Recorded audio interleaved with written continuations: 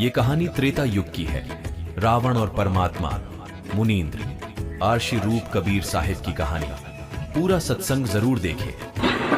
एक दिन मंदोदरी ने कबीर साहब से कहा, मुनींद्र जी से कहा कि हे दाता, मेरी एक अर्ज आप है, आपके बिना मेरे दुख का निवारण कोई कर नहीं सकता। कबीर साहब ने कहा बोलो। मुनींद्र जी ने कहा बोलो बेटी, क्या बात है? कि मेरा पति एक किसी औरत को उठा लाया है और मैं उसको बहुत समझाती हूँ, लेकिन वो जालिम मुझे मार पीटता है, बुरी बुरी गालियां देता है और कहता है कि इसने इसके देवर ने और इसके पति ने मेरी बहन की नाक काटी थी, इनको नचा नचा के मारूंगा। तब कबीर साहब ने कहा बेटी इसको समझा दे, वो आम व्यक्ति नहीं है जिसकी पत्नी उठा गया है, इसके तो औले दिन लग गए, इसके तो कुदिन आ गए, विनाश नजदीक है इसका। ये त्रिलोकी नाथ है, स्वयं विष्णु आए हैं। यदि ये अपना जीवन को संभाल लेगा, मान जाएगा तेरी बात और नाम ले लेगा मेरे तय, तो इसके प्रारब्ध को मैं चेंज कर सकता हूँ और सीता को वापस देना होगा। मंदोदरी ने कहा कि आप उपदेश ले लो और ये सीता को वापस दे दो, ये त्रिलोकी नाथ है। तो मंदोदरी के ऊपर बहुत नाराज हो गया रावण। कई गालियां सुनाई कि तू क्या समझती है बदमाश, क्या मैं उन दो मांसाहारी मस्करों से डर जाऊंगा? शिकार करते फिर वो दो लोंडे, मेरे पास 1.25 लाख 1 लाख मेरे पुत्र, 1.25 लाख रिश्तेदार, कौन से भाई हैं, और मैं रावण उन शक्तिशाली, और साथ में तो क्या मुझे क्या समझाती है नादान? उसको उनको मजा चखाऊंगा मैं। मंदोदरी ने बहुत समझाया लेकिन नहीं माना। कबीर साहब ने से आकर के मुनींद्र जी से मंदोदरी ने कहा कि प्रभु मेरी नहीं मान रही, मुझे तो बहुत बुरा कह रही है, आप कृपा बख्श दो मालिक। एक बार मेरी प्रार्थना से एक बार आप अगर जाओगे तो मान जाएगा आपकी। मंदोदरी की प्रार्थना पे मुनींद्र जी अर्थात कबीर साहब रावण के द्वार पर पहुंचे, जहां पर राज दरबार लगा हुआ था। दरबार में जाकर के कबीर साहब ने कहा उन पहरेदारों से कि मैं रावण से मिलना चाहता हूँ। पहरेदार कहने लगे हम बाहर का संदेशा अंदर नहीं दे सकते, हमारे यहाँ से कलम गर्दन कलम कर दो, सुनता नहीं किसी की, बड़ा क्रोधी राजा है और अंदर का संदेशा बाहर दे सकते हैं। अब कबीर साहब वहां से अंतर्ध्यान हुए और जहां रावण बैठा तो ऊंची सेज पर वहां दरबार लगा था पूरा, वहां जाकर के प्रकट हो गए। जब रावण ने देखा कि ये कौन आ रहा है दरवाजे की तरफ से व्यक्ति, अननोन व्यक्ति, तब उसने पूछा तू कौन है, कहां से आया है, कैसे आ गया, और बुलाओ पहरेदारों को। उन द्वारपालों ने कैसे आने दिया इसको, बुलाओ उनको। तब मुनींद्र जी अर्थात कबीर साहब ने कहा कि रावण मैं तेरा हित चिंतक हूँ और तेरे से 2 बात करने आया हूँ, तो मेरी इजाजत के बिना यहाँ कैसे आ गया? रावण ने कहा, और तेरे को आने कैसे दिया? उनको अभी मजा चकाता हूँ, द्वारपालों को गर्दन काट दूंगा।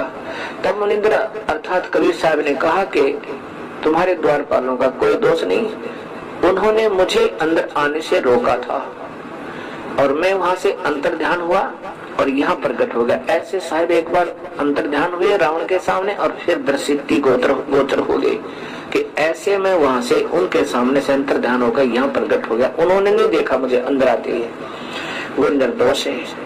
कबीर साहब ने सोचा ये राक्षस उनको मार डालेगा। तो रावण ने कहा कि तू फिर आ कैसे गया?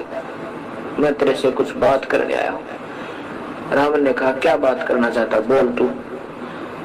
परमेश्वर ने कहा कि तू इस सीता को वापस दे दे, तेरी मौत है, और पर नारी को अपहरण करना इससे बड़ा जुल्म नहीं होता। मैं आपसे प्रार्थना करने आया हूँ, तो इसको वापस दे दे। रावण ने कहा कि पहले तो मैं तुझे मजा चखाता हूँ, पीछे मुझे शिक्षा देना। निकाल कर तलवार और कबीर साहब के ऊपर इतना गुस्से से, क्योंकि एक नंबर का योद्धा जो 100 मटके दारू पी, 100 जोटों का भैंसों का मांस एक बार खावा है, उसमें कितनी शक्ति होगी विचार करना। और कबीर साहब ने एक सीख, ये जो बुहारी झाड़ू होता है और जो खेतों से लाई हुई एक पतली पतली सीख होती है, उसको ऐसे डाल दिया उसकी तलवार के सामने और ऐसे 70 बार वार किया उस रावण ने। क्रोध में आकर आंखें लाल करके रावण की तलवार, एक तलवार कितना मोटा वृक्ष को आर पार कर दे। और उसमें ऐसी आवाज आवे, सीख के ऐसी लगे जैसे लोहे के थंब का लगती है, खंबे का है, कटाकट निशान भी नहीं हुआ उस सीख का, लेकिन बुद्धि भ्रष्ट का फिर भी समझ में नहीं आई। पसीना का 70 बार करना, पसीने आगे रावण के, और सीख नो की नो। कबीर साहब ने कहा कि देखा ये तेरी निशान भी नहीं है तेरी तलवारों का, और मान जा मेरी बात, नहीं रोएगा इन दिनों को याद करके। कबीर साहब, रावण ने देखा कि मर नहीं रहा, अब मारूं कैसे। कहा कि मैं तेरी बात नहीं मानना, तो एक बार कह चाहे 1,00,000 बार कहे। यूं कहकर सिंहासन पर बैठकर पसीने पहुंचा छे। कबीर साहब बोला ठीक है, मेरे कुएं में पड़ गए, न मानता था। एकदम अंतर्ध्यान हुए, अंतर्ध्यान हो गए और अपना आके मंदोदरी से कहा, बेटी उसकी बुद्धि भ्रष्ट हो गई, ये पाप आत्मा नहीं माने। फिर मंदोदरी ने समझाया, मंदोदरी को गालियां देवे कि तू क्या समझती है, मैंने शिव की भक्ति की है, वो विष्णु होगा तो पड़ा रहेगा, और ये जंगल में घूमने वाला विष्णु हो सके। मैंने भगवान शिव की पूजा की है और 10 बार यहाँ से गर्दन काट के समर्पण कर रखा है। अब भगवान शिव मेरे ऊपर प्रसन्न है, उन्होंने मुझे ठाठ कर रखे हैं, कितनी सोने की लंका दे रखी है, मेरे इतने योद्धा भाई बहन पुत्र है, सब कुछ। तो 2 मस्करों से मुझे डराती है, पड़ी रह बोल वाली।